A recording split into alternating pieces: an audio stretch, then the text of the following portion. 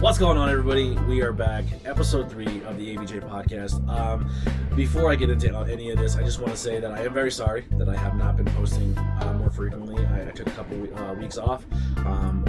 Just be completely transparent and honest. I've been working on other people's stuff more than my own. I've been growing and supporting other independent wrestling companies and helping them launch their YouTube channels and put all their footage out there, and it's been a lot trying to go back through every single show, and you're good. There is no YouTube. There's not? Oh, I did drink it. I'm sorry. Thank you, Lily, for the waters. So I've been working with that, and so please go over to WCW and RWE and support their channels and watch their matches, because I put a lot of work into them, and it would mean a lot to me. And you can listen to me on commentary, whether I'm good or bad, or whether you like it or don't like it. I don't care. I have fun.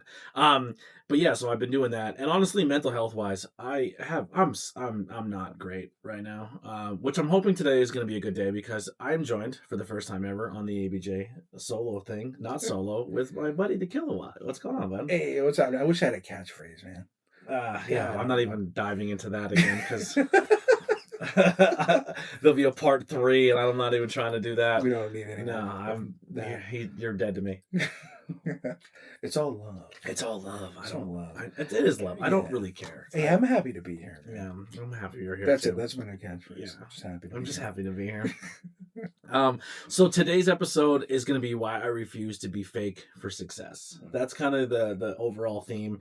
I think we both embody this, but I think you have seen me struggle probably more than anybody to retain this and still try to find my own self-identity and balance being me and also being within the industry and the art that I've chosen to be in. So I'm interested, maybe if you can give me some insight of myself. I sure can. I already thought of things. As well as give your own insight of how you've navigated this. But so kind of going into it, I rather grow slow than grow slow being myself than blow up pretending to be someone I'm not. That has always been the mantra of who I am. I always said from the beginning, even talking to you, I'm like, I know my journey at this is going to take longer than others.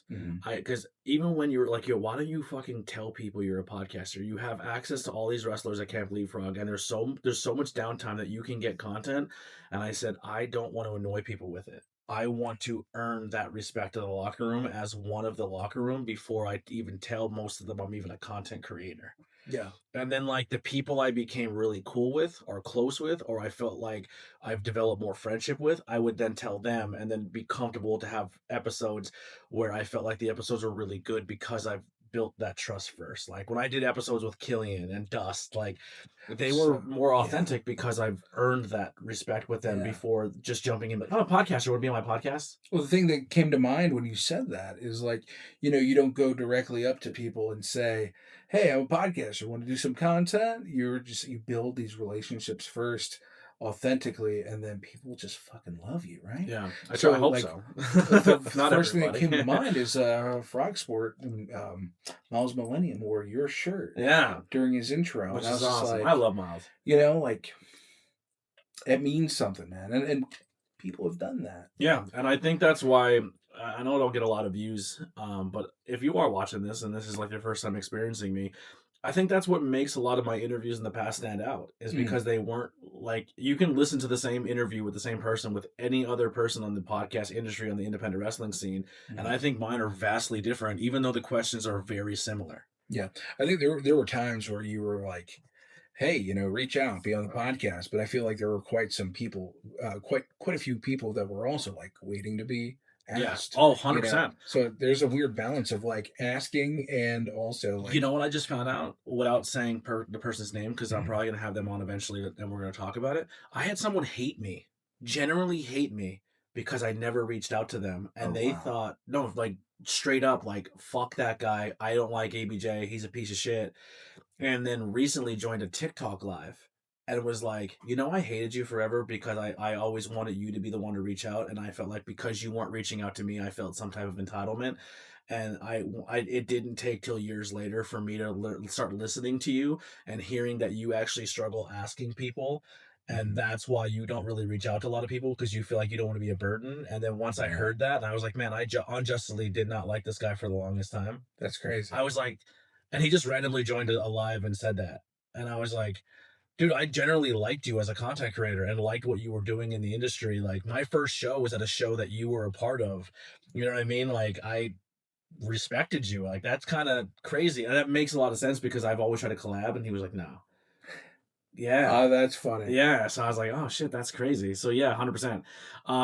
But yeah, like success, man, it really means nothing to me if I have to fake to get to get where I'm at. Like Yeah. if I always said in the beginning when I was making content or any of that kind of content, if I'm the party guy who has to be blackout drunk and has to be that person every time, there's no longevity in this because in the day you don't want to be the party animal and you want to calm down and not be the screaming and yelling guy, you're Yeah. not taken seriously. People are tuning out because Yeah, you're because not the monkey anymore. yes, Yeah. 100%. And that's why I never really wanted to, dive into that. So we're going to kind of go into that uh, through a couple segments here. So the first one's going to be uh, the world we're in right now. This is where I generally feel right now for our world. I think with the world becoming more adept with people pretending to be something they're not, hiding behind the veil, lying, deception, I think people are getting sick of it. And Yeah. I think even now in the world of I think there's a lot of people who are heavily leaning on AI to be their entire personality. Like Sure. they're using AI for every ounce of their content.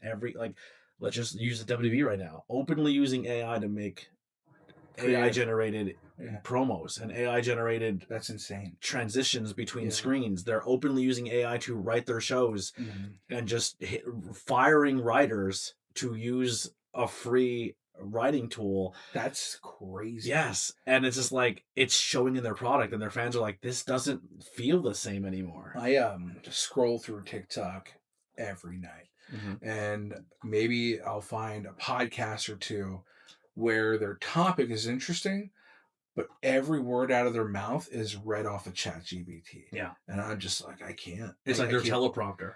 So if I want to have a conversation with ChatGPT, it's on my phone. Yeah. Like I can do that. And it panders to you, by the way. 100%. You know, whatever it thinks your opinion is, it gaslights the shit out of Yeah. it. There is no like real authentic version of AI that's going to be like a person that can push back. Yeah. So essentially so just for full transparency, for this podcast, I do use AI.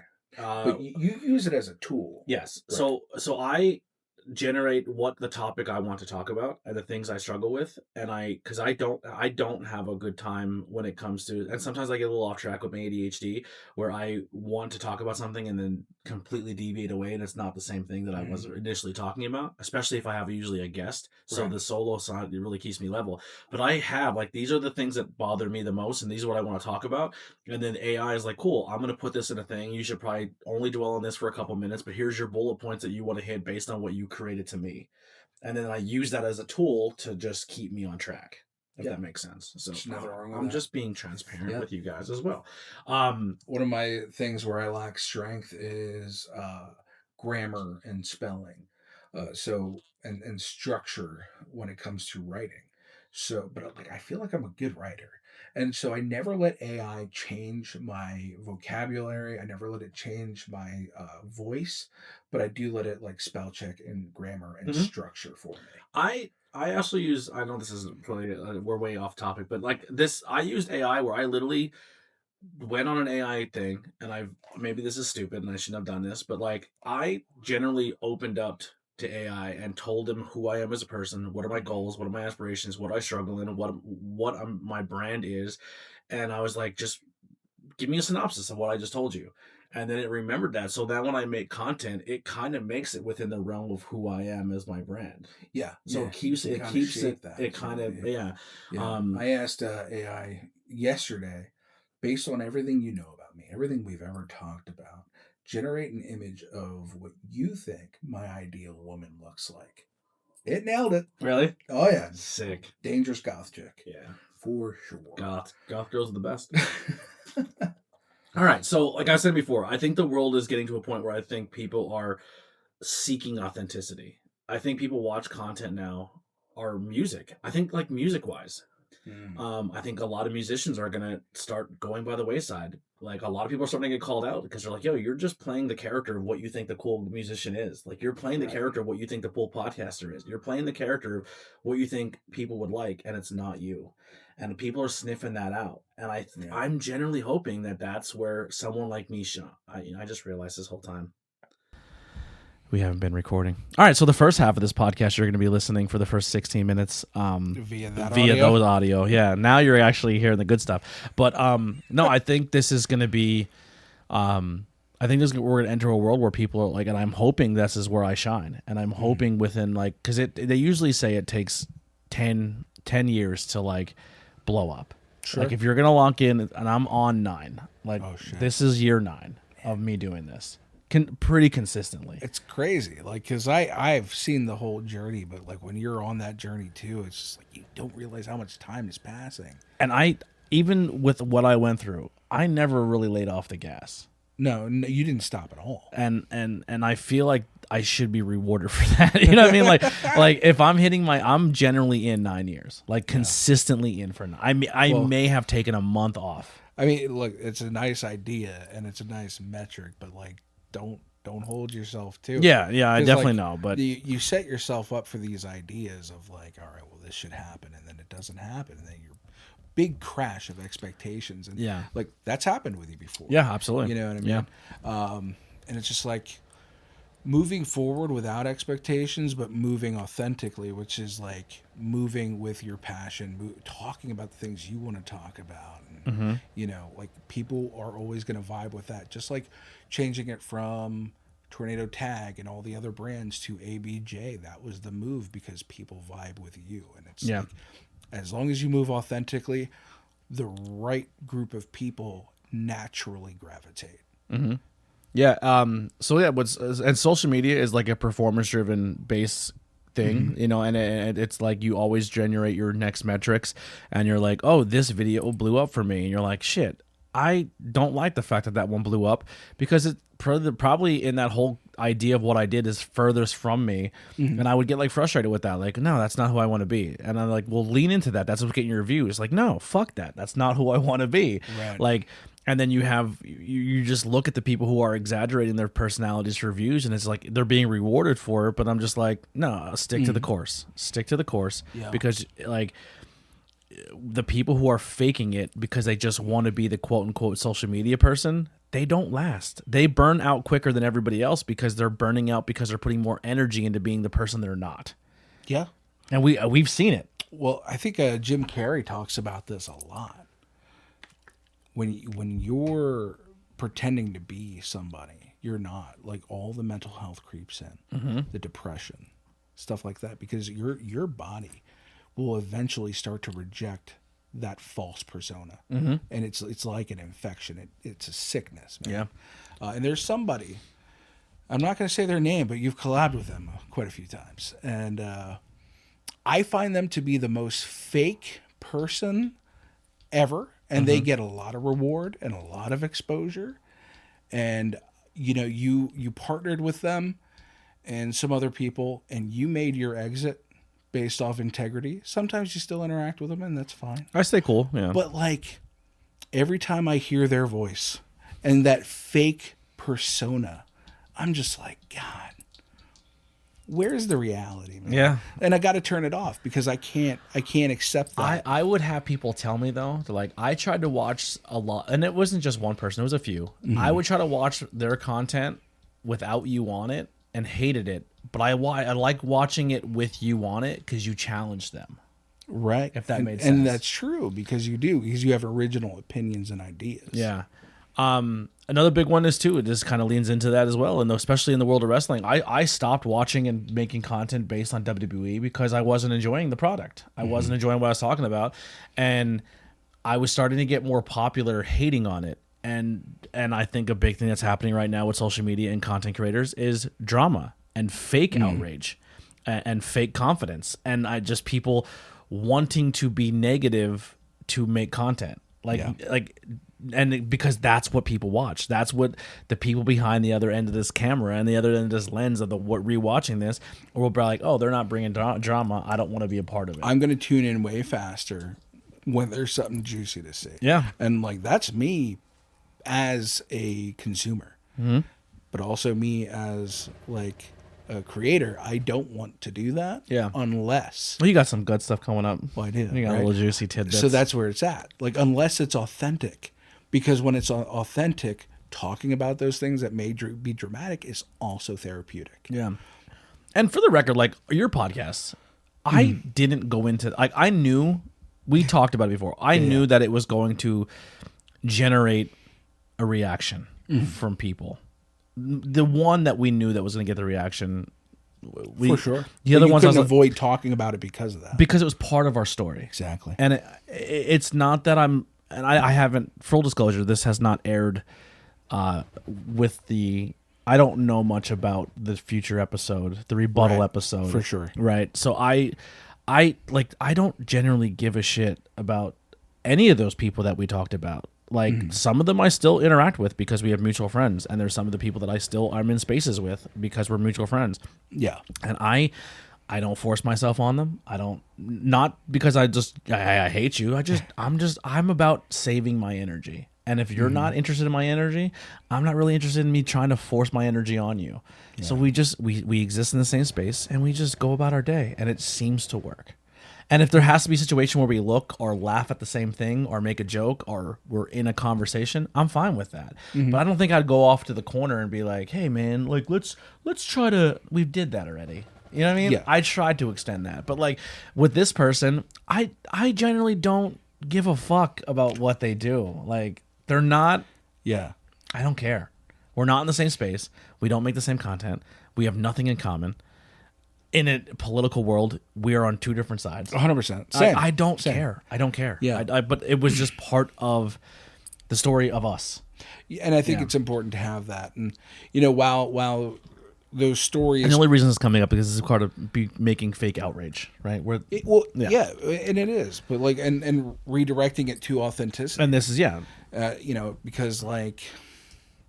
There are definitely truth to the idea of there are two sides to every story. Sure. And probably more. And it comes down to perspective. And that's why me as a person has always avoided confrontation until I have hard, concrete evidence and facts, because I'm aware that my perspective on a situation could be different. Absolutely. And we even personally have been in that same boat with each other.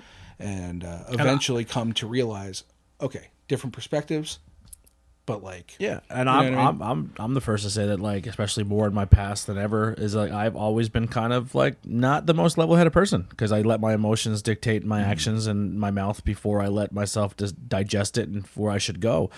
And especially if I'm emotionally attached to it, I will blow up. And I will say some shit, you know what I mean? Like I will nuke the world before, without thinking about it. And I've grown from that. But like usually when people say like, "Hey, I've had problems with you in the past," I'm like, I'll without even you like full like. I do think if I had general problem with you when we were beefing, you're not an innocent person because I don't go after people if there's no, you know what I mean? But I also take accountability that I probably didn't handle the situation, and it would have been better if I would have just maybe took it a breath and had a conversation with you first. Sure. You know what I mean? And I'm hyper aware of that. That was my faults. I think another aspect shortcomings to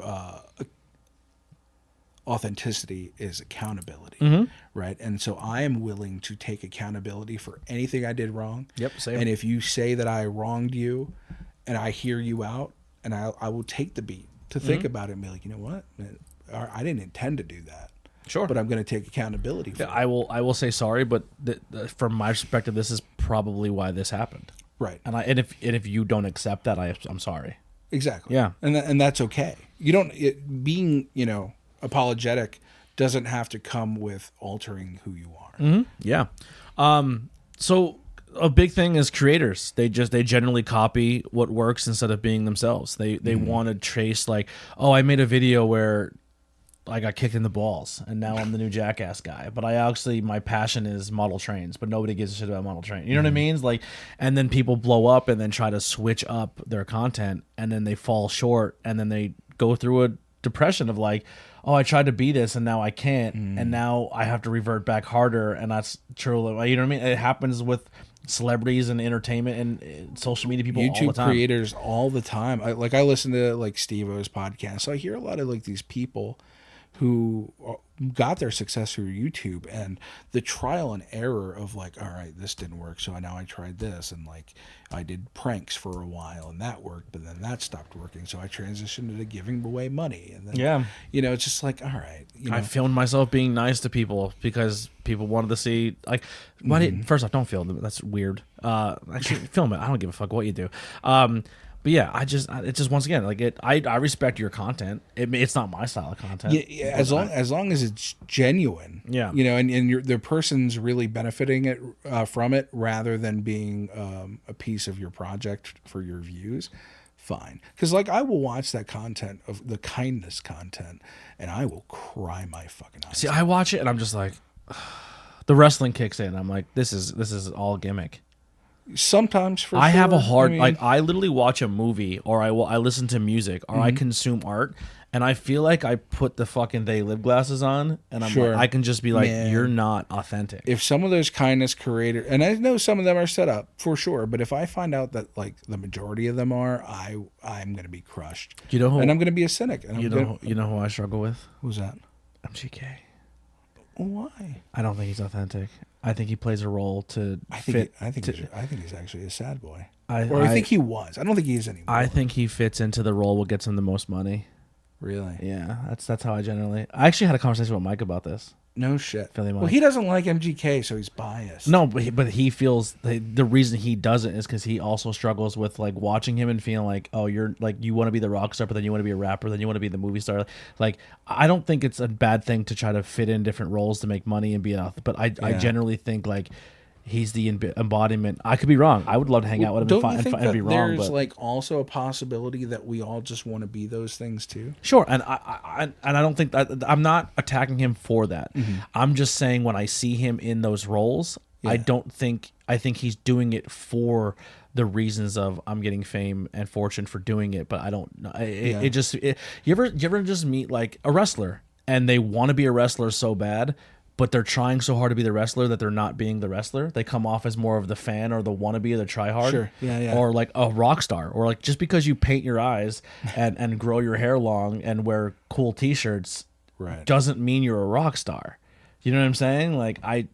I just think some people fall into that trap. Yeah, no, I don't disagree. I mean, his music makes me feel some things, man. But No, I think he's good because I know- think commercially wise, I think he has a team around him who help make good music that like is commercially successful. I'm a little butthurt right now about. I guess he just dropped like a diss track. About Youngblood. Yeah, and it's like, why would you? Well, him and Youngblood have beef because Youngblood kind of called him out for his unauthenticity, and Oh, like, so I ties in. can't talk, yeah. And the Osbournes kind of family were like, yeah, he's fake as fuck, and this is why people he's jealous of you, and that's why he doesn't like you because people are gravitating to you because you're real and he's not. And Sharon said that on a podcast, and then that's when it like went off the deep end. Oh, shit. I watched this video of Youngblood, and I hope I'm not wrong about him either. But like I watched this video where this guy walks up to him, and he's like not Youngblood yet. He's still Youngblood, but he's not huge. And he's like, "Who the fuck are you?" And he's like, He's like, first off, I don't know who you are, and I don't know anything about you. He goes, "That's fair." And he just like instead of being like offended by it, he's like, "That's fair." Yeah. And he's like, "I'm just a singer from this town, and I make music, and I just try to do the best I can." And he's like, "What kind of music do you make?" And he describes his music. I think he said, I'm this band and this band. If they had sex and had a baby and Justin Bieber filmed it, is how he described it. I think he says like the Arctic Monkeys and something else having sex while Justin Bieber films it. That's my music. Jeez Louise. Yeah, and the guy's like, oh, and like he disarmed the guy because the guy came hot and hostile and like trying to be like, why do you think you're so much better than us? Like citing a records, like we're citing your records in this store. And he immediately didn't meet the energy back and just met it back with just humbleness. And by the end of the conversation, the guy shook his hand and walked away and bought his record. Ah. And I was just like, I like that. Like that was a Yeah. cool interaction. But once again, it was on camera, so was it real? Who knows? Yeah, I mean, so yeah, that's another guy. I like Youngblood, but and I identify with these artists because of what seems like authenticity. Yeah. You People acting louder or more extreme just to stand out. Dude, this has been a big thing for my mental health. Like I watch people do this and get rewarded for it, and I'm just like, and maybe it's a little jealousy because I just wouldn't do that. Yeah. I mean, if I'm given a microphone and I'm in a ring, I will do that. If I'm If I'm playing asked, a character, if I I'm will do asked, that. well, not even just playing a character. If I'm asked to perform and I have to keep a crowd's energy up, yeah, I mean, it's not my favorite, but I can do it. I mean, I've gotten pretty decent at it. Like, you seen me in my Pretty good. hometown show. You're Like, pretty good. you seen me the first time at High Tension, where I did ring announcing, yeah. and then it was see good, me but rough. Yeah. seen me do it at my hometown, and Yeah. I'm a different like just generally. And I told you this before. I blacked out that show. I don't remember any of it. Spring break show. Yes, I believe it. Yeah. I You were mentally really don't nervous. remember any of it. Yeah. And I remember the main event. I like was sitting there watching the main event, and I just like. I think I said to you, like, what match are we on? And you're like, this is the main event. And I was like, I don't remember this entire show. I was like, was I good? I generally don't. I think I even said to you, like, it freaked me Yeah. out. I was like, I don't remember the whole show. Like, I generally I disassociated. I don't remember any, like, was I good? And you're like, yeah, you're fine. And I was like, oh my God. And I just started having a panic attack because, like, I had lost time. Like, I don't know if you've ever lost time like Oh, that. I have, yeah, for it's sure. fucking scary. But I didn't come to until like the end of the show. I guess when my brain was realizing like you're good, you're safe, you're done. I still have not watched the show back. Really? I've never. There's two things I've never watched back in High Tension. I've never watched Spring Break, and if I lied, I did watch it, but I skipped past my parts. I watched the matches because there was matches in there I did want to watch back, and I still have never watched back the trios. I mean the tag team championship match at the dojo. Well, you know. Yeah, because you're the whole thing with your brother. Yeah, So the day that we found we joke about it now. Like it's still. I fuck with his brother about it. I'm like, remember that time? the day I was reaching out to everybody to tell about Jackie being on hospice, I saw that you were at a wrestling show working, and I said to Rhonda, like, I can't hit up him right now because this is going to be double trauma. Yeah, this is like Jared 2.0. You're right. Yeah. By the way, I love you, Jared. And the term this is another one I liked here. Viral doesn't always mean real. When someone goes viral, when someone's like, "Man, I went viral," and I just like, cool. Like I'm like, congratulations, you got a viral video, but like, was it what you wanted it to be? Right. Is it your art that you worked super hard, or did you just happen to put something out that was just being fun and then it blew up? Because that's what happens too.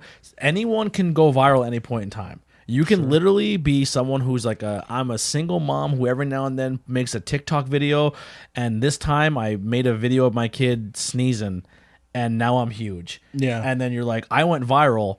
Now I have to keep filming my kid, and then you go down a spiral where you don't become authentic because you're chasing that high of being viral again. Just look at Hawk Tuah Girl. Yeah, I mean, the rise and fall, the rise and almost immediate crash. immediate fall. Yeah, Yeah. yeah. She went right to scamming people Yeah. immediately. Oh, yeah. yeah. Or someone scammed people on her behalf, and maybe she wasn't fully involved. It Yeah, was who crazy knows? because Who she knows? got that whole media team to try to ride this out. Actually, in my wallet, I have this this card. It's from Charlie XCX Brat movie, the Moment. I have no idea what So you're talking about. Charlie XCX is a British like female pop star. Okay. And she made a British, oh, not a British, an A24 movie. It was like a documentary about her, The Moment. And The Moment was with her album called Brat. Okay. And so they came out with this like debit card. Anyway, the point of that, the whole movie, the point is she went basically viral and had this big moment with Brat. It's Brat summer. It was like the summer where this last election was happening. It was Brat summer. She said Kamala Harris is Brat. It was a huge thing. But then the movie is all about trying to hold on to Brat summer. How can we make next summer Brat summer? How can we extend this all throughout the year? So it's a weird thing, but there's a movie that basically ties into that. It's called The Moment. Yeah, I kind of the next topic here. I kind of talked about the whole time. Like I like just feeling pressure and your personal experience with the pressure of being authentic. Like watching other people grow and wondering if you should change, and moments where you questioned your approach. I honestly like. I changed my approach a little bit, but tried to stay authentically me. But I knew I was changing to for the wrong reasons, and I tried it for a little bit, and I was like, I can't do this. Like, I gotta retreat on this because it's just not who I am or what I want. So I mean, I've had that, but I kind of talked about it a little bit.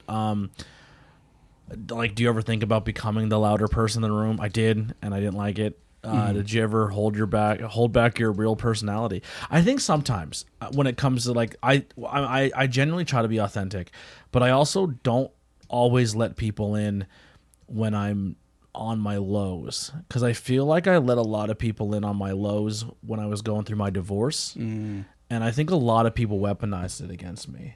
Right. And that sucked, especially like friends.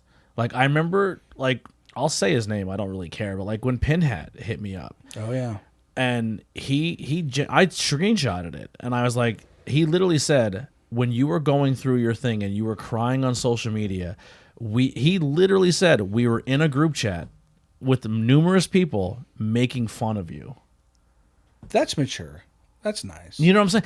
And then Yeah. my brain spirals of like, well, who was all in that group chat? Right. And who can I not fuck with? Because like that's a whole different level of hatred, right? Like, Right. I'm hurting. Well, it's cool I'm at a high point school where mentality. I'm at a point where I may struggle with my suicidal ideation again. Sure, yeah. Like on Moran's podcast, I openly talked about that. You did? And people weaponized that against me.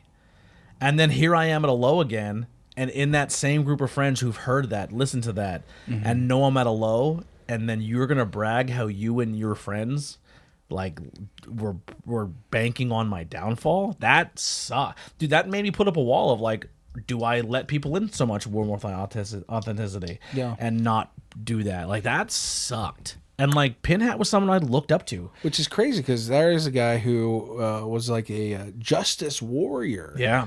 But a real I won't be a piece of bully. shit at the I same won't be a time. bully. I won't. He wasn't authentic. He wasn't as authentic as we thought he was. Right? Yeah. Yeah. Or here's my empathetic side comes in. Or he just went through a mental break because people are going through them left and right now. There were moments leading up to that where we were dealing with a pretty dramatic situation, and he would be seen around or trying to position himself into places to where he could hear private things. I was getting blamed for. Well, exactly. As the But, one like, being- he was very clearly trying to hear information so that he could spread it. Yeah. You know, they're inauthentic as it gets. Yeah. But with being authentic comes having to have a certain level of strength. You know, and I know you talk about like, do I sacrifice my authenticity for, you know, protecting my lows? Yeah, and You can maybe withhold it. You don't have to tell everybody in the world your life, right? yeah. But- I mean, there's definitely not. I don't tell everything. Yeah. I will say, like in the beginning when I said, hey man, I'm kind of like not in a great spot. Like, I'm not diving into why or how bad it is, but I'm just saying like I'm not 100% right now. As a human, as a content creator, as life, as financials. I mean, I've never been good financials. I've been poor forever because I'm doing this. I put all my money 100%. into this. And it's a beautiful thing. But like Yeah. with that authenticity, it's okay to also have boundaries, man. And that's what the strength comes from balancing that. Yeah, totally. Why didn't you go that route? So like, why didn't I make these decisions consciously to not do that? Like, because I value my authenticity. I value who I am as a person, and like, it is something like, and I feel like for a while there I was very protective of like when someone questioned it, I would get upset or like, because that was another thing too. People, I would same person. Same friend. I don't know who the friend group is, and I'm can only imagine. I'm at a point right now where I don't care. Yeah. I generally don't care. I think it's healthy to just let it go. Yeah, and I did. Yeah. And it all stems to during our podcast, one of the people who I think was a catalyst for a lot of that. But like, I did everything I can to help uplift every scene I've ever talked about, whether it's music scene, whether it's the independent film scene, whether it's the local artist scene, whether it's the independent wrestling scene. I have foregone so much in my and I'm not looking for a cookie. I'm not looking for a handout. I'm not looking for adulation. I'm not looking for that pat on the back of like you were the like I joke around and I make T-shirts of like I'm the voice of the independents, but like I put a lot of fucking work in, and for people to say like I did it for my own selfish reasons, like no, I created a platform that I work hard to grow so I can help be a voice to help other people be seen. You know what I mean? Yeah. And I think it shows. Yeah. And I think people know that. They do. And the real ones do. I think when you hear the people saying that, you can hold that mirror right back up to them. Oh, and I learned through those processes of like, sit back. I remember like I said to you, I'm like, I think I've just generally hit a breaking point where I just don't care. And I was like, it will all come back to bite them in the ass. And it does. And I said, because that's another thing too. I think with my ADHD X-Men superpower I have, where I can analyze a situation and be like, oh, this, and this, yeah, this is how it's gonna end. And I'm normally not wrong. Like it's my maybe spectrum. What the fuck is my mom sending me? Is that Cardi B? No, that's me with a girl filter on. I don't know why I'm That's sending hot. it to me. I would bang the shit out. I was a good looking girl in that filter. But like wanting real connection, like big thing too is I want real connections. I want to build a real community. I don't want fake numbers. People go on and pay for subscribers, and because they have a high subscriber account, they get more opportunities by bigger brands and bigger people to be like, I have been told by TV wrestling companies, you cannot interview your friend who is in our company because you don't have enough subscribers. Yeah.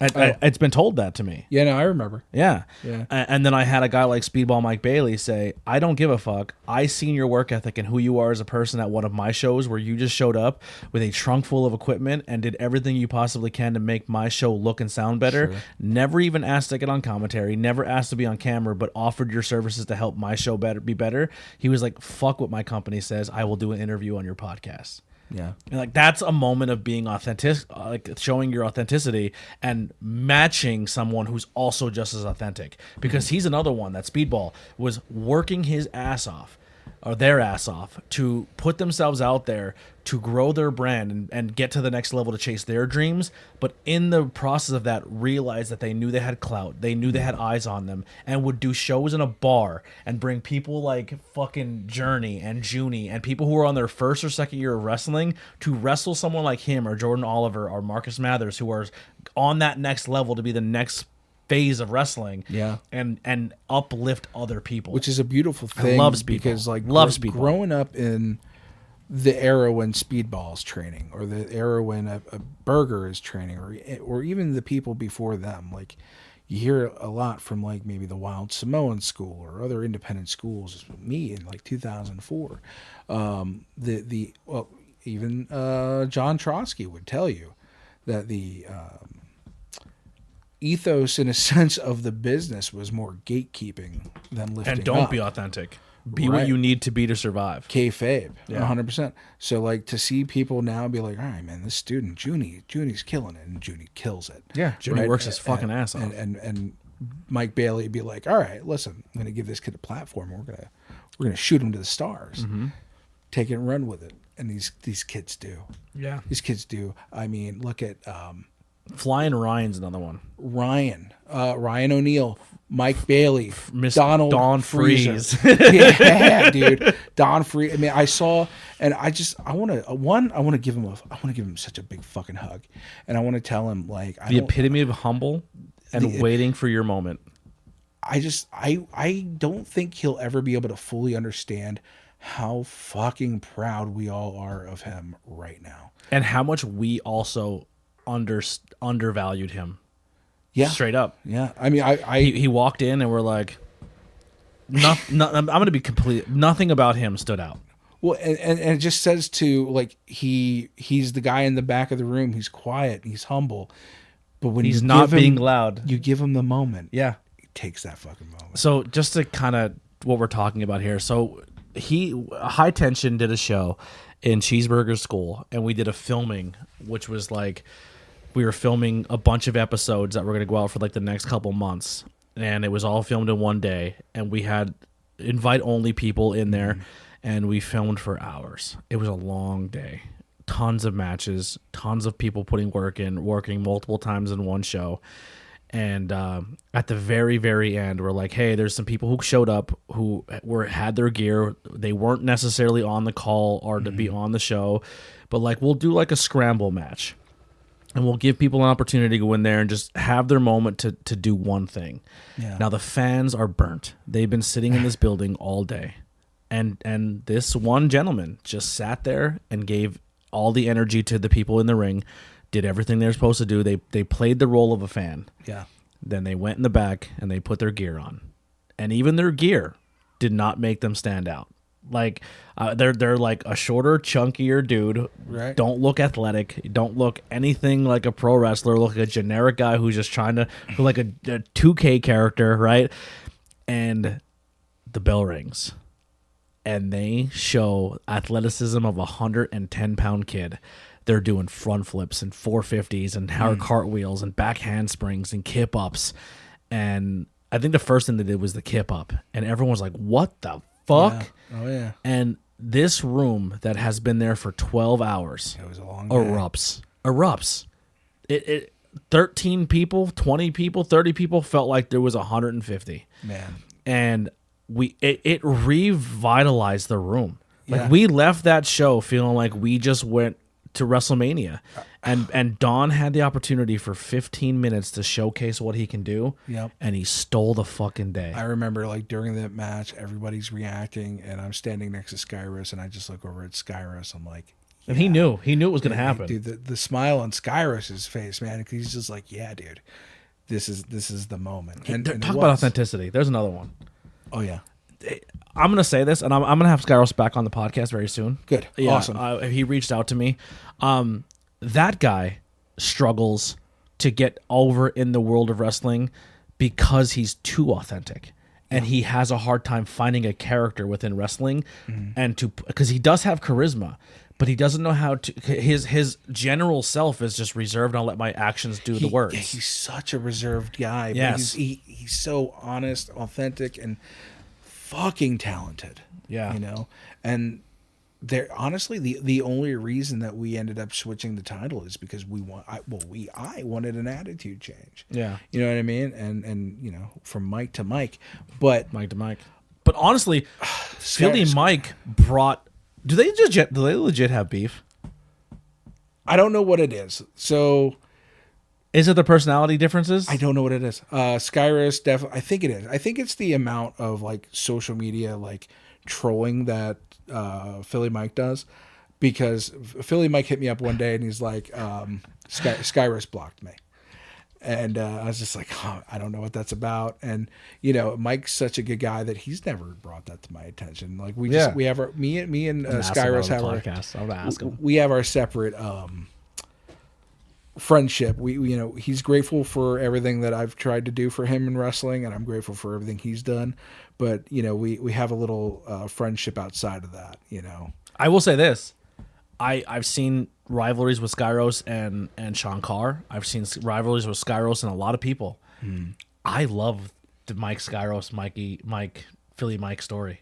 it's awesome. I think their differences, like I think more personality has come out of Mike Skyros in the high tension run with Philly Mike than I've ever seen in his whole run. that's fair. And I think the fact that possibly there's a disconnect there, but I would explore that again because I think they make beautiful magic. So the idea that I had, I mean, obviously everything's been halted, right? Yeah. But I did want to keep going with Philly Mike. And I think they're eventually- both authentic people in their own way, but do in things their own way. so I differently. would never say Philly Mike's inauthentic at all. Not at all. And he's become like, he's still a fucking troll, but he's also like the sweetest, like He good is. guy He's at the same time. He's a dude that you can generally have a fucking real conversation. Because even me, dude, I was going through hard times, man. I was struggling, and Philly Mike's like, bro, like you're good. Keep doing what you're doing. I respect you. And I was like, I appreciate that. Like I love Philly Mike. Him and Sierra, they're beautiful. Like they're beautiful. They're beautiful people. And I'm really glad they found each other, man. yeah, I do too. I love them. But yeah, I wanted to bring it back around eventually to bring Skyros to be not only the first champ, but the first 2-time champ. Don't know how I would have gotten there, but that still would love to be an idea that I explore one day. Yeah.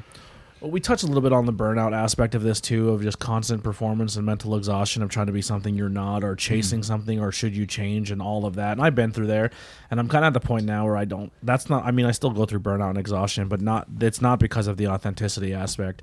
I've pretty much locked in that, like, I know that what it's gonna like. I've met.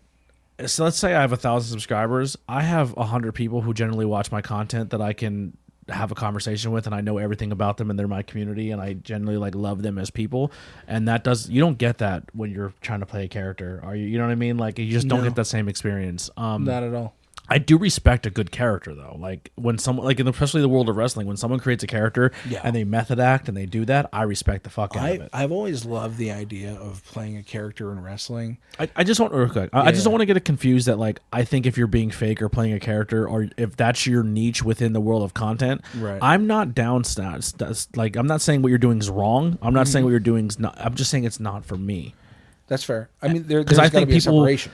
I think there's people who put a lot of hard work into being that character, and there's a lot of sacrifice that you have to make being the character as well. As like, each side of the coin has its own fucking positives and negatives. People, you know what I mean? when people play a character, the danger is getting getting your true identity lost within that character. Yeah. And losing yourself. And I think that's where a lot of people's burnout comes from. And depression and all sorts of stuff like that. I personally love playing a character, and then I love separating that character from me, and also having a public persona that is just me. Yeah. But here's where that has a caveat though. So you play a character, and say your character has views that maybe don't align with your morality. Right. Or you leaned into something on a political scale or a morality level, and now your whole fan base turns on you. Is that aspect, and that's not who you are morally. Well, and that's why I personally. You know how many content creators are going through that right now? I believe it. A lot. Well, Theo Vaughn right now. Theo Vaughn. Yeah. All that whole, we're gonna have the president on our podcast, and then now he's just like, I'm kind of like liberal, but I'm not either side really. Yeah, and now you're trying to backtrack, but now your whole fan base went to you because you chose that side. Yeah. And now the liberal side doesn't want to hear your side anymore, or doesn't want to support you, and the right now doesn't want to support you because you're now saying that you don't support what you stood for. 100%. And now you fucked yourself as a content creator. Yeah, you back yourself into a wall by being inauthentic. And here's the thing: you can have the president on your podcast. Sure. But stay who you are and ask the fucking hard questions. Yeah. Because the whole idea, Zach Galifianakis said this beautifully. Did you see the Zach Galifianakis clip on this? I heard. Where he's like, yes. Comedy, as a comedian, you're a jester. And the jester never sides with the king. Right. Your job is to challenge the king.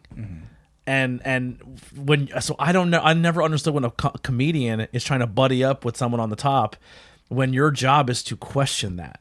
As a comedian, you're here to make fun of and laugh at the establishment. You're going into the job as a jester, knowing the fact that you may be beheaded because you're doing it.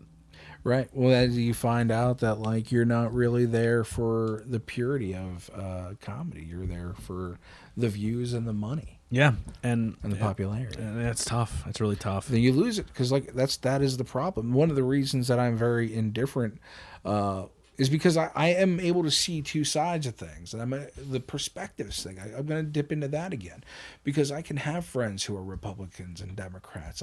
I've switched myself. Like when George Bush was president, like when it was him or John Kerry, I was George Bush. But when you bring Obama, I'm Obama, because I understand that somebody's character says a lot more about them. I don't mind Republicans. I don't like MAGA. No, 100%, absolutely. That's my line. Yeah. Yeah. But, like, some people don't know the difference. I mean, when McCain and Obama debated, it was a beautiful thing. They didn't make fun of each other's wives. Yeah. You know what I mean? Yeah. Like it turned into Jerry Springer. There used to be a level of respect and dignity within the politics, or at least publicly facing respect and dignity. Yeah. So I have all my notes here, and we've kind of just essentially done them all just by having natural conversation, to be completely honest. Cool. So I mean, we talked about it, I a lot of it, but another thing I want to do is there anything else, like, I don't want to say like make it about me, but like Yeah. watching my journey and stuff. You said you had some questions or things you wanted to bring up. Is there anything that we didn't cover? That we've kind of gone there. Like I said, there's that one person you've worked with who I find to be very inauthentic, yet he reaps a lot of rewards. Now, I don't know if they're buying views. I assume they did. I don't know if, I never confront. I never asked them about it, but they're when I look at their views versus their subscribership, it's the math doesn't work for Yeah. me.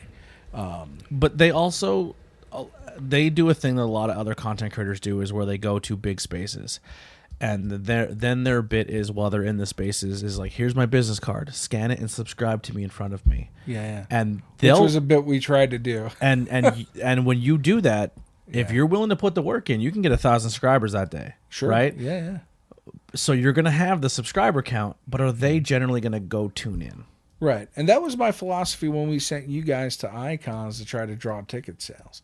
Were we going to draw ticket sales? We did a few. Absolutely, we did. We did a few. Are those going to be retained fans? Not necessarily. That was our job. So do you want to? I'll talk about that day real quick. That day, I struggled with my authenticity. That day, Oh, because of Icons. because around that time is when I found out the truth behind Icons. So I knew a little bit about it, and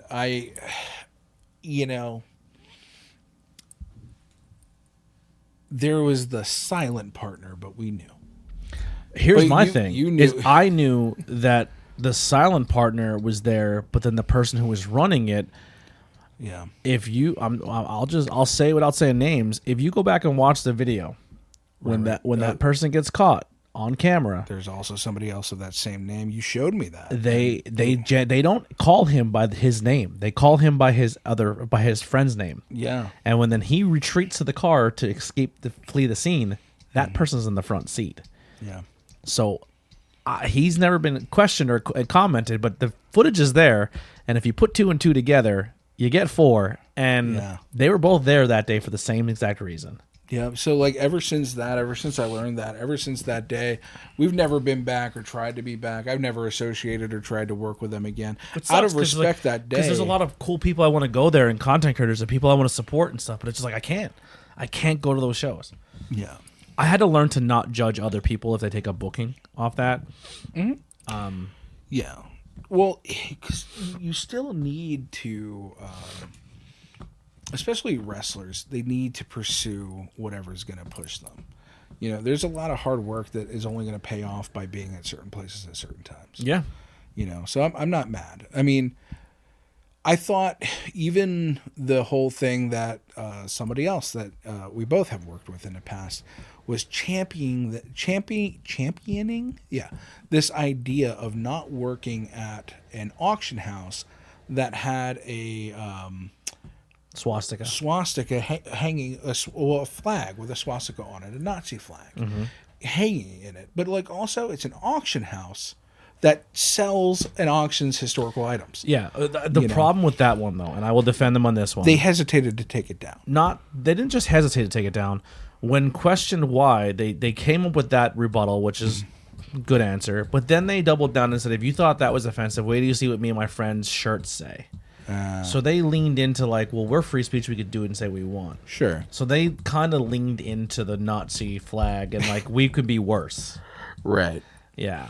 And I understand people having issues with that, but like, do you know how hard it is to find a damn venue in pro wrestling? You know how hard it is for me not to go to that show because at the time was the only show in Schuylkill County that was doing wrestling. Yeah, I believe it, man. That was tough, Yeah. especially when you're being invited there to make content. And I was like, I can't do it because he hates me now. I actually tried to reach out to him and send him a message. Really? Yeah, I love the guy. I credit a lot of my skill and credit and what I did on commentary and learning a lot and just I had a lot of really good conversations with that person. I didn't like.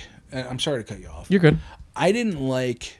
I understand the apprehension of working at a place that does that.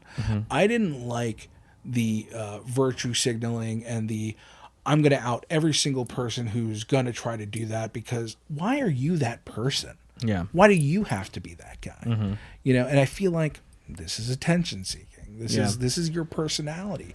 And eventually people are going to get sick of you, which I did almost exclusively for A lot of people did.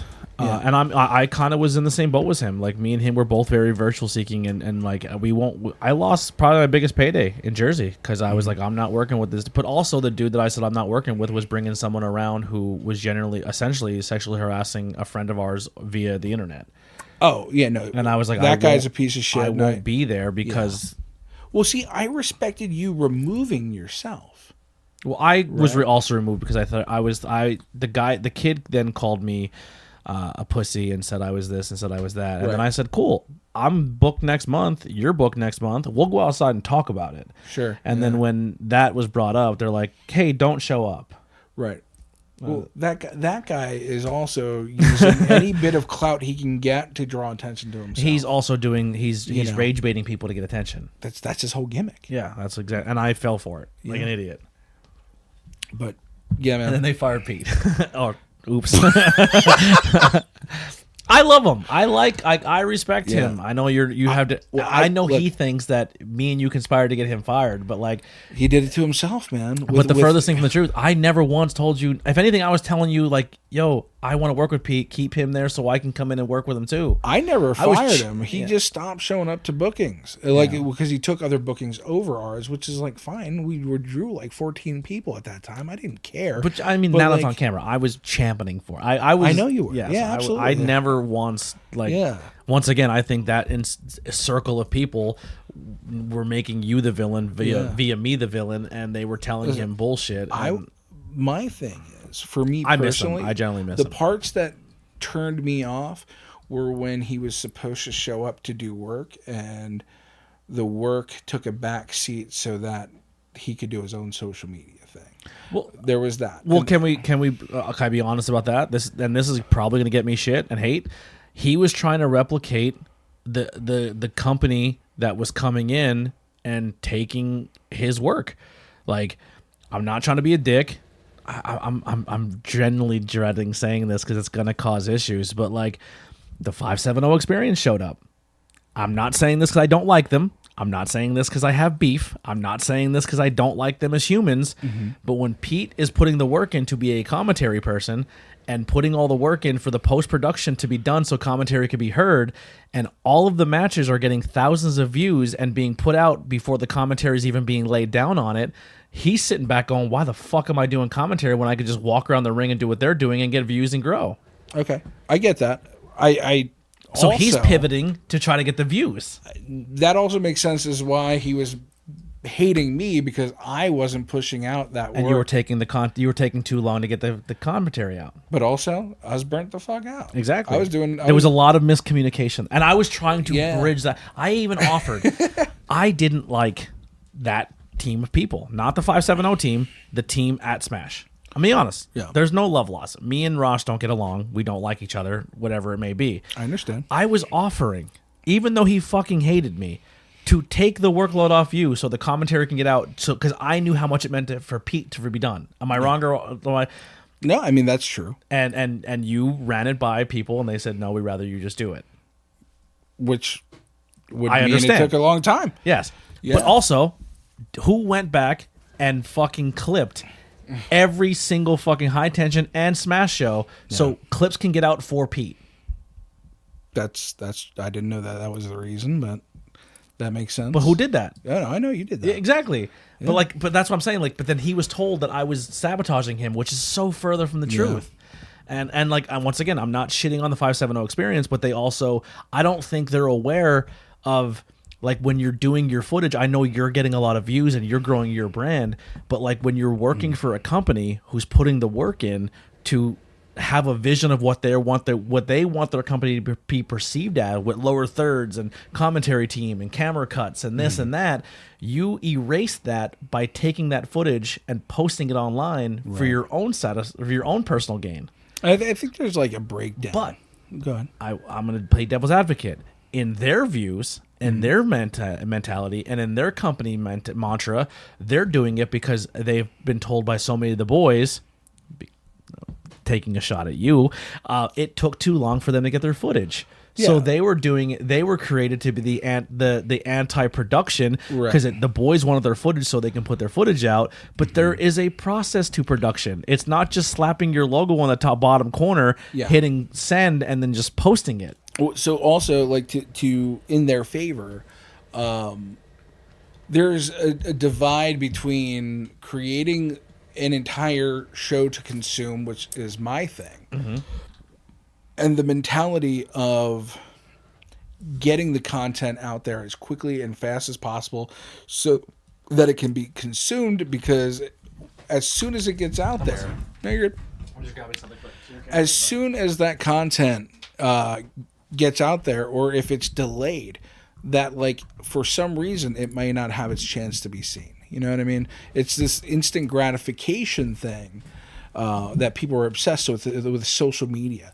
And it's like every time you see a news story, if that once we stop talking about one thing, the next week we've already forgot about that last thing. Yeah, You know? it's a struggle. So I think that's also the philosophy of the content. So, like, just because that philosophy wasn't my philosophy doesn't mean that, like, I dislike what they're doing. It just didn't vibe with what I was creating, which made me also feel less, and this is maybe also like Pete, feel less inclined to rush my process, or, you know, sacrifice my day or two off to rush that process along, you know? Because I'm like, the footage is already out there. What am I doing? Exactly. You know, and that's no hate on anybody in along that process or on that team. For me, it's just like, it just further pushed me to do less. Yeah. You know? This is a good conversation. I know it's still based in the realm of content creating and Yeah. authenticity, but honestly, I think this is a good conversation, because if people do listen to this, they would be like, "Oh, there was a disconnect there." This is why I like chatting with you. We should do this more often. No, I'm down to do it more often. What if we do this like every Sunday? We just chat. Well- We record Sundays. Maybe like once a month, All right, I'm down. to start. Well, here I'll give you kind of a rundown. Actually, I don't know how long it's going to take me to pull But up. just to, Yeah, go ahead. put a recap, because there have been moments, and this comes down to authenticity, where, like, I've played a character with the people in the 570 group and some of the people over at, like, Smash, and we had planned to play this, like, character where I was going to be like I was going to lash out at them for certain, like, Yeah. semi-shoot things, but then eventually have my come to Jesus moment with them. And then we shot on each other online for a little bit, and then it got to the point where, like, I couldn't run shows anymore, and we never got to, like, fulfill those things. So it just looks like we had this beef that we didn't really Yeah, have at all. As people, I think we all have the best intentions, Yeah. and the love for the business and our own different approaches. Totally agree. I think their business model isn't great for companies' growth when they're trying to grow on their own. I think it's great for their growth. As someone who has learned from the production side of how difficult it is to do editing on just 2 camera cuts, the hard cam and a roving cam, and then add the commentary on it and sync everything up. It's very time consuming, and it's a lot of fucking work. I mean, you're spending at least a day just Syncing. offloading and syncing. Yes, yeah, 100%. It's a whole day offloading, and then a whole day syncing, and then a whole day rewatching the entire show, making your cuts, Editing, and then rewatching it you had back. another day for Making processing. sure the cameras are all set the same. Oh my god, and it's a whole thing. But It's hell. yeah. So for a while there, I was just like, I wasn't bitter, but I was like, bro, it really, you threw the footage in. You cut out the beginning, you cut out the end, you slapped your logo on the bottom corner, and then you put it out. But, like, that doesn't help the company you're filming that for get any exposure. Like, no one's subscribing to the YouTube channel. They're all like, the fans have learned now to go to your website to watch the show. And some of them, you were doing it so quickly that fans were like, I don't even need to pay for a ticket because I know the whole show's up the next day. So that's another reason that I don't like streaming content. Because there was a point where people were asking me, like, hey, can we go live? And I'm like, that's great, but what about your ticket sales? Yeah. You want to go live free to YouTube or live free to Facebook? You're not selling any tickets. When we would do that at Camp Leapfrog, we would go live for free as a benefit for, like, some sort of charity, and then do a fundraising drive. Yeah. Did that make us any money? No, but, like, at least it wasn't for nothing. Yeah, there was more of a growth there. I Yeah. just gotta get a little closer. Sorry. So here's what we got for the upcoming stuff. the next episode's gonna be things I wish I knew in my 20s. Being the weird kid / outsider, the truth about intrusive thoughts, small creator problems that nobody talks about. Nobody owes you support. I like that one a lot. I can't wait to do that episode. Why I'm building the cult of ABJ and running my first music festival / event. Sick. Yeah, that's the first 10. And then the next ones are going to be the difference between fame and respect, how rejection changed me, how humor became my coping mechanism. Okay, I'll join on that one. How humor became a coping mechanism? That's my whole life, man. Learning to love yourself. That's another one. Why confidence took me so long to build. The battle between ego and insecurity. How I learned to stop caring what people think. Took forever. I'm still kind of there, but it's hard. Why I overthink everything. The fear of not living up to my potential.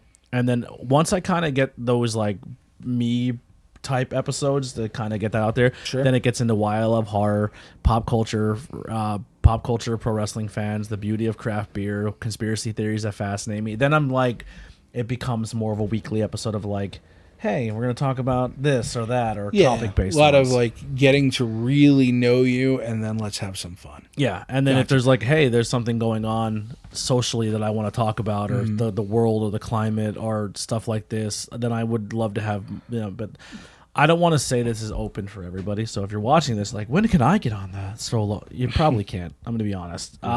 You can come on 5 questions with ABJ, and I'll extend them a little bit, and we have more of a conversation, and maybe turn a 15-minute ABJ into like a 35-minute episode of ABJ. Sure. Sammy Chaos is great at that. We did that. I did that with her, and Ruthless Lala has one coming out that's a little longer. God, I love her. But the connection was so bad, so we couldn't bounce back and forth. It sucked. We're gonna run it back though. Yes, but I'm gonna be honest. This is gonna be pretty much, you're gonna probably pretty much only see you here. And we'll close out real quick with it. Have you? Because we're both into pop culture. Have you seen anything recently, or watched or listened to anything that like tickled your fancy? I didn't love Super Mario Galaxy. Really? I fell asleep twice only because the theater was so fucking cold. And I was exhausted. But from what I seen, I really enjoyed. Okay. Yeah. Yeah, I don't know. It just it wasn't really hitting for me. I fell asleep my first watch through. Then I gave it another shot, and it was okay. I felt like the first movie was better, but Star Fox, cool. Yeah, cool. Yeah, he's supposed to get his own video game too. Yeah, I saw it. A new game trailer. Yeah. For it. Cool. I seen Begonia. Oh, that was awesome. That was a cool movie. A really cool movie. Did you guess it? Yeah, I'm bad, dude. I'm really bad. So it's not that I guessed it, but it was the ending I wanted. That's exactly what I said. Yeah. So when we were watching it, I was like, Lily, I want to say something, but if I'm fucking right, I'm going to be really mad at myself that I'm going to fuck this up for you. And she's like, what? And I was like, I'm not going to say nothing. And she's like, what? And I was like, I don't want to say it. And she's like, just say it. And I was like, I'm not going to say it because it's a spoiler for you guys if you haven't seen it, but I was like, this is how I would book it. Yeah. And she's like, what? I'm like, this is what I would do. That's how I was. And then it did. And I was like, fuck yes. Yeah. That's the whole movie. I'm like, man, this is so because fucking even weird, when she like comes out, she doesn't fully come out to the audience. Right. But like, if you're problem solver like me, I'm like, oh, she did it. Yeah. You know what I mean? It was so good. Good movie. Go watch it, Begonia. Yep. And, I wasn't gonna watch my buddy Reese from episode 3 of my podcast, or episode 4 actually. He was like, "Dude, you gotta watch this movie. You gotta watch this movie." And I was just like, "I don't know. I'm kind of not into it." And then, fuck. I just watched Death of a Unicorn. What do you think? I knew how it was going to play out 15 minutes in. Okay. So I didn't pay attention as much as I should have. I didn't hate the movie, but it's definitely not one I'd probably rewatch. I'm kind of the same way. I appreciated it, but I don't need to watch I appreciated it. I thought Jenny Ortega and Paul were fun together. Yeah. The kid from Shameless. We Are the Millers was great in it. He was fun as like the unicorns looked cool. The unicorn lore I thought was cool and well done. Yeah. The premise of the movie was cool, but I don't think it's one I would like go out of my way to watch. I don't think it needs to be revisited. Yeah. It was fine for a one watch. But I thought it was fine. I didn't hate it. No. Trying to think what else. I just started watching Schitt's Creek.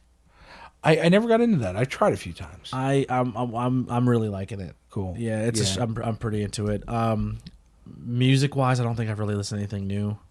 But yeah, I'm just trying to think else like pop culture wise. Trailer wise, I will say that movie. I don't know what it's called. No, it's like The Forgotten City or something. But it's kind of like K-pop Demon Hunter anime meets Beyond the Spider-Verse, where it's two girls. They was there in the Mario trailer. I didn't see it in theaters. Oh, you bootlegged Bootleg. it. Yeah, you're a bootlegger. But it's about these two girls who are like weird girls that become friends, and then they go all through life, and then they get sucked into this weird portal, and then they're gonna forget each other by the end of it. Oh no! It's really cool animation. It looks fun. That sounds good. That one looks good. I'm not into the Minions movies at all, but the new Minion in Monsters looks funny. Yeah, that one looks pretty funny. They try to summon Cthulhu. Oh, I'm into it. And then they summon a bunch of monsters. That was pretty fun. I'm trying to Lily, what were the other trailers I thought were cool? She has headphones in, I think. Which one? He-Man. Oh, He-Man. Yeah. I've never got into the cartoon of He-Man. Yeah, me either. That's why I'm not But excited. the new about movie looks awesome. Yeah, I'm gonna watch it. I don't know if I'm gonna go to theaters to see it though. Yeah, I don't know about the theaters, but I'm pumped to see it. The new Supergirl looks great. I'm excited. I'm sold on the James Gunn universe. Did you watch Peacemaker 2 yet? No. Come on, man. Yeah, I had to do it. Fuck is that? You need to watch that before you watch Supergirl. That's Really? Yeah, you do. Okay. All right, I'll work on that. Maybe. What else did Doomsday. Are you excited for the Doomsday Avengers Doomsday? I'm burnt out on waiting for it. Okay. But of course I'm going to see it probably first day. I love Doom, but I don't know how I feel about Robert Downey Jr. being Doom. The lore has to be dead on perfect. Yeah. Like there can't be any loose. We have to go see. Oh, you know what I want to go see with you? The Odyssey. No, I'm just That kidding. Odyssey, but I do want to see the Odyssey. Odyssey would be one I think would be me, you, and Lily goes, but I don't know if Lily would be interested in going to the one I want to go see. Which is? But I know you will be. I want to go see the new Mummy movie. I do too. Lee Cronenberg's Mummy, man, looks And crazy. he says it's in the Evil Dead universe. Yeah. Well, it does somehow relate. Yeah, I need that. I need that. In It my relates to Evil Dead Burn. Yeah. Which is also, I mean, not Burn, Rise. But then also Evil Dead Burn looks amazing. Yeah, I have to. And go then see that show relates back, or that movie relates back to The Evil Ash Dead versus 1. Evil Dead. And the first Evil Dead movie, where it says 4 people burned in cabin, it alerts to the remake. No shit. Yeah. That's cool. I'm pumped. I'm so excited. crazy. So I guess like the archaeologist from Rise is the same one who finds the stuff for the mummy. Which is the voice of Bruce Campbell. Is it really? Yeah. Oh, I'm pretty sure that I'm was the so voice. fucking in. So I didn't get into the Evil Dead movies until I went to see the Evil Dead the musical stage production. I've never seen it. If it ever happens anywhere close, we have to go. Okay. It's one of the most fun, hilarious, bloody adventures you'll ever have. How are you for going to New York City? I'll do it as long as I have the money. Have you ever done it? I've never been to the city, so I don't know how to navigate it. Oh yeah, no, I can do it. It's just a grid. But I in high school I went with the drama I went to England with them, and then we went to New York, and we took an acting class with one of the actresses from the Rent stage production, and then we saw Rent that night. Got you. Really cool. I want to see my first Broadway show. I'm down. And I I'm know what it actually is. trying to figure out what Broadway show I'm going to see when I'm in England this summer. I need to see Rocky Horror Picture Show on Yes. Broadway. Yeah. Who's going to be in that? The dude from Knives Out plays. Okay. Yeah. I saw Megan Thee Stallion's going to be in Moulin Rouge on Broadway too. I kind of want to check that out. All right. Well, she's totally down. She's been telling me she wants to go do it, so we'll have to make a plan to do it. I just don't know my way around the city is my big thing. That's where I struggle. Yeah. Trains will take you everywhere. Yeah. All right. That's gonna do it. Episode 3 in the books. right. I will try to do these more frequently. So I want to cheat, and I want to film a bunch of them in one day and then just post them all. But I also want to keep you guys on the up of like, hey, this is what happened to me this week. This is kind of so like I want you to hear the stories and but also like if you want more of a deeper dive of what's going on, that's where the vlog's gonna kick in, where you guys can check out the vlog, and I may or may not film. I didn't film anything at PBW. So I found this new product today. What's that? It's called a Lucky. What's that? Like Looki. It's this AI based like a body cam, and it literally like 12 hours it'll stay on your body all day long, and it'll make a vlog of your day. Really? It'll automatically make a vlog of your day. At the end of your week, it'll make a comic book strip of your week. So Look, send me that. I'm gonna try it out. yeah. And it edits for you too. Yeah, so I figured, man, I'm in. when we're at like conventions and we don't want to pull it out, It's just on, and then the vlogs at the end. Yeah, of the but day. some places will be like, "Hey, take that camera off." Like some places don't want the camera. Possibly, but because like Billy Loomis was like, "No cameras on." Oh, did he? Yeah, really? he had a sign Okay. on his table. Yeah, so that's something. I didn't film anything at PPW.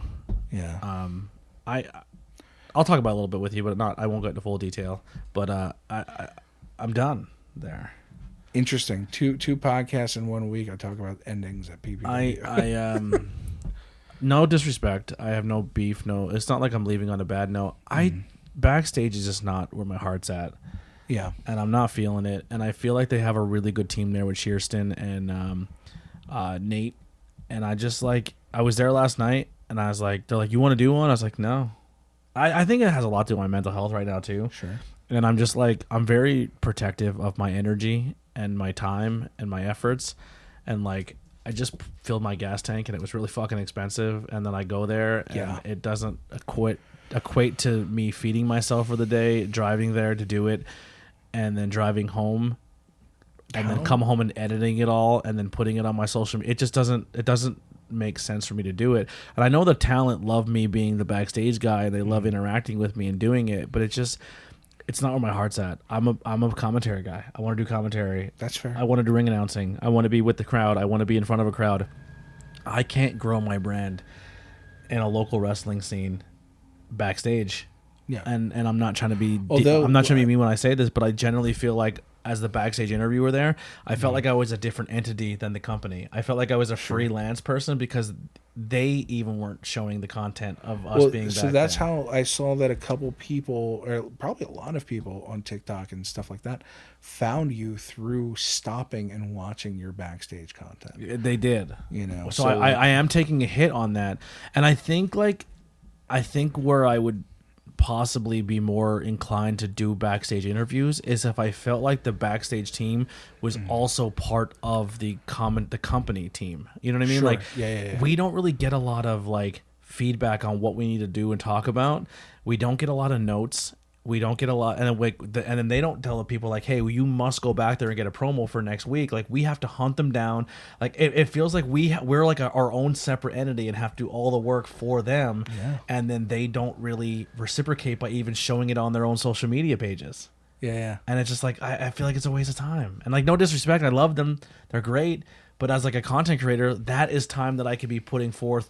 Like last night was a pay-per-view. I could have went live on the AEW pay-per-view and fucking Sure. got just as many viewers live streaming something and never leaving my house. Like I just have to find that balance, you know? Yeah. Or I could have just stayed home and hung out with family and friends, Which and, is and not had equally a as Yeah. important to do, man. I think just the idea is just be authentic to you. Do act on your highest excitement, man. yeah. So whatever you're feeling that day, if it's not going to PPW, if it's staying at home and just hanging, just do that. Yeah, that's kind of where I'm at. And you'll be all the happier for it. You forgot what I was gonna say. Do you think that the gas prices are going to take a major hit on our mental health? Because I already know that I am dreading driving to Ohio this week because I know that my trip is increased by about $400. Yeah. Because of these fucking gas prices. Were you doing Ohio again? Sonic Temple. That's right. Yeah, it's why I came here today. Yeah. That's right. I forgot. But so there's that, and then I've got to try to save money for my England trip, right? Those plane tickets are going to be expensive. Well, so I've already locked those in. Yeah. Now the problem is, a lot of European summer flights are getting canceled because of jet fuel shortage. Because of this shit. And air flights and air company places shut it down. Yeah, so like, Spirit closed, and Spirit was the one that kept all the other prices in check because Spirit kept their prices lower. yeah. So I'm scared. I'm not gonna lie, and I hate that. And we have another possible pandemic around the corner. Yeah, freaking hantavirus. Yeah, we have a fucking new thing coming, so that's it's looking exciting. Yeah, I'm not excited about it. I can keep politics at bay. With, And like, how about disturbing me, all but- these concerts getting shut down for the summer? They're all these people. Post Malone canceled his whole summer tour. Really? The Pussycat Doll. I mean, who cares? But like they like 6 major acts said because it's called the Blue Dot Fever. They're seeing that their ticket sales aren't being sold because people can't afford to go see tickets are paid the ticket price that they're trying to charge, and Oh, they're is not the coming blue down. dot to Ticketmaster? You know how like when you go buy tickets and like the blue dots are the available ones. So they're not selling tickets in all these cities, and they're not making the quota what they would want to make as an artist. So they're saying, well, it's not worth the money. We're not going. I mean, you factor in even gas prices to that. Like, who can afford to drive? It takes me 2 hours to get to any venue. Yeah. That's a 4-hour round trip. That's a full tank of gas. It was $80 to fill my tank the other day. Yeah, it's over 100 for me now. Dude, it was $80 to fill my tank. Then to take the girls and myself and Lily to eat was another $80 tab. Then the movie and the popcorn and the drinks. It was a day. Taking a family to the movies is a hit. Yeah, it's hard to do. Yeah, hard to do. So yeah, I'm I am afraid of what life is about to look like. Not only because of a possible pandemic making us not leave our homes, but financially not being able to leave our homes. Yeah. Well, that's why I paid for all this equipment to podcast, so we can still do this and have fun. We can sit. Sounds good. We can sit You're here an affordable trip for we me. can sit here and watch a movie. You got a comfy ass chair right here. Oh, I want to so- get like one of those TikTok couches, the boneless couches. Oh man, I'll never get up. And I I'll just want to sink put right one in. of these in here, and I want to like arrange a little more Yeah. and put one on the couch, and then just kind of have like movie nights and shit. I need some bones. Strong bones. But Yeah, man, you give me a boneless couch, I'm sinking to the floor, man. we'll test it out. Okay. TikTok, there's your challenge. Send me a boneless couch, and we'll give it the kilowatt test. Make sure, speaking of kilowatt, make sure you go support him over at the High Tension Wrestling Network on YouTube and Facebook and Instagram, and go check out his new podcast, Kilowatt and Friends. My first episode was a smash hit that spawned another episode because I especially, I guess, said bad things about people, but all I was doing was telling our story. Telling the story, man. I don't even care if that person exists. Like, I don't even like. It was just his presence was part of our story, and I talked about it. Nothing wrong with that. I don't care. Do what you gotta do. June 6th, by the way. Is that when it drops? No, I'm having. Geez, that's a hefty wait. No, that'll drop this Tuesday, which is probably going to be before or after this. I don't know. After this will probably drop Wednesday. I think what I'm gonna do is once my 5 questions that I have already scheduled are done, 5 questions is gonna move to Mondays. The podcast will probably move to Fridays, and then I have like a live stream on a Wednesday. Okay. I'm gonna do less. Less is more. So- And then the vlog may drop every now, like once a month. I'm dropping a vlog on the beginning of the month of the last month. Sick. That's what I'm doing. Yeah. All right. So June 6th, I'm going to go further into the red on debt by collaborating with X Brand Wrestling to put on a death match show. They started following me. Well, yeah. Well, They started following me, and then a bunch brother, of their I put you over. a few of their people started following me too. It's good people. They're looking out at me. They're watching my stuff. Yeah. X Brand, I'm entertaining. Give me a microphone. I will put in commentary. I'll bring commentary. So yeah, I know. I'm trying to put it together some death matches. I got a couple people in mind. Maybe 1 or 2 that'll surprise you. You know who won? Actually, I don't know if I can say this. I'll say it off camera, but someone was approached by X Brand to do a death match, and they're super excited, but it's in a show that's I don't have the flight to pay to go out there, but I want to see this death match. Was it the Vegas show? No, it's an upcoming show. Oh, in Texas. Texas. They reached out to someone who I'm very close with to do a match, and it's their first death match, and they're stoked for it. Really? It's someone who's really exciting.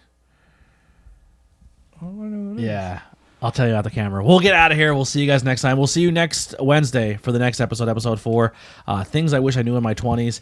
I hope you guys are appreciating this, and let Kilowatt know if he did a good job. I know he did because I had fun doing it. And go support his podcast. Go listen to our first episode over on High Tension. And go watch Philly Mike. Go watch the 3rd one. Skip the 4th one. It's probably not going to be that good. And then... That's Reese. You mean the 5th one. Oh, the 5th. Reese was cool. No, that's right. I with my new job, I have less travel time to watch stuff, so I haven't gotten back. I want to watch the Desiree one. I want to sit with her one day and talk to her. Yeah, you should. The problem is the episode 3 and 4, Desiree and Reese. Audio issues. I had my mics on mute. So, whoops. Yeah, you're learning. You're learning how to work the stuff. Yeah, I know now, and I'm excited because I'm going to use them. I bought extra batteries and I'm gonna be vlogging and interviewing as many people as I can while tailgating at the festival and during the festival. Sick. Love that. All right. Yeah, I'm just happy to be here. We're out of here. We'll see you guys next time. ABJ, Kilowatt. We're out. Bye. That's awesome.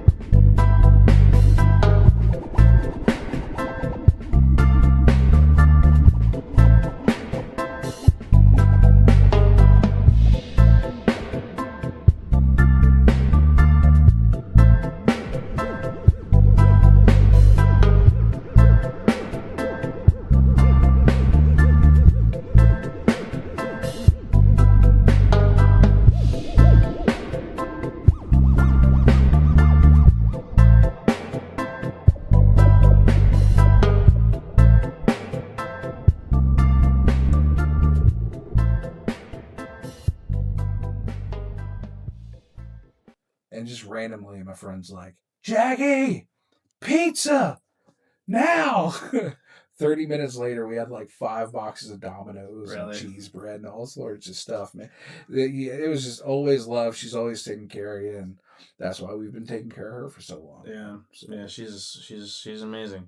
Your mom's a tough bitch too, man. She is. I mean, on the realist, I don't know what's gonna happen when Jackie goes, because I'm gonna be honest. I think when Jackie, I don't want to sound dark when I say this, but when Jackie goes, we owe your mom like a fucking spa day or a fucking drink day or just take her out somewhere to do something because she's never had a moment to go enjoy herself or go do something. No. And I think we should take her out just to have whatever she wants to do that day. Like we take her to a concert, we take sure, because she's always had to take care of her mom. yeah, I think we should do that. Her finding like her new identity. Yeah, Outside of that, because as soon as the doctors told us this, I think you're gonna develop a different friendship with your mom. I think so. I do Yeah, too. I think yeah. you're I mean, gonna we're bond. definitely different people, but I love her. Yeah, And this is Mother's Day. How about that? It is Mother's Day. You know, I do. I got a lot of love for her. You know, anything that I had issues with her from our childhood, like I've forgiven her for. And interestingly enough, like the sacrifices that she's made alongside me to take care of my grandmother, who's like And let you chase my your number dreams. one, 100%. Mhm. I wouldn't have been able to do any of this, buy any of the equipment, or pursue any of the wrestling without Jackie and Rhonda's assistance. And she would come to support you, even though she knew coming there was going to be a fucking headache because she had to babysit her mom. Yeah, But she did that so she could watch you grow. Mm. Like that's a dope mom. Yeah. It's a Yeah. fucking because she could have easily sat at home where it would have been more easy and comfortable for her and her. But there's a part of her that went because she wanted to go see you and do your thing. Big time. Yeah. Yeah. And she got the little fun rewards with Camp Leapfrog. And I remember we were trying to incorporate Jackie into that Battle Royal, but she wasn't able to take the direction to stay in it. But Yeah. that would have been fantastic. Yeah. Well, the Savage Granny T-shirts will always live on. Those are great. Yeah, I still have mine somewhere. I have to find it. But We'll have to bust those out. yeah, and then I have my photo with my Jackie photo. All right. All right. So we're gonna do just essentially the episode's gonna be why I refuse to be fake for success, and I'm gonna have my talking points, and then we'll just bullshit as we go, and just be natural, be fun. Let's do it. All right. Do me a huge favor, No. please. Can No.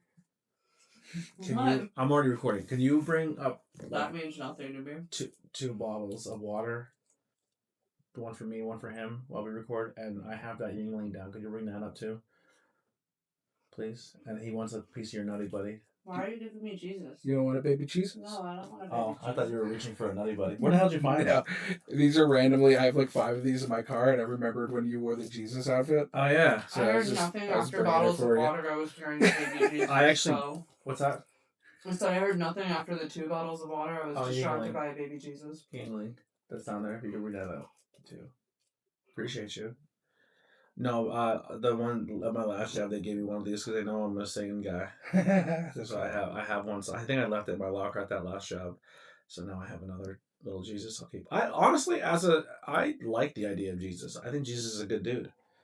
I think I'm a that fan of the character of you Jesus. don't have to believe in the Bible or believe in mainstream religion to enhance your life by the teachings of Jesus. Yeah, And also, like, all his teachings play into the spiritual mindset as well. yeah. I think Jesus was more of a monk than he was a Christian. For sure. Yeah. Well, he studied a bunch of different religions. Mhm. He's a smart guy. Yeah, very smart guy. Allegedly. Assuming he's real. Yeah. All right. 3, 2. That's all going to the end. 3, 2, 1.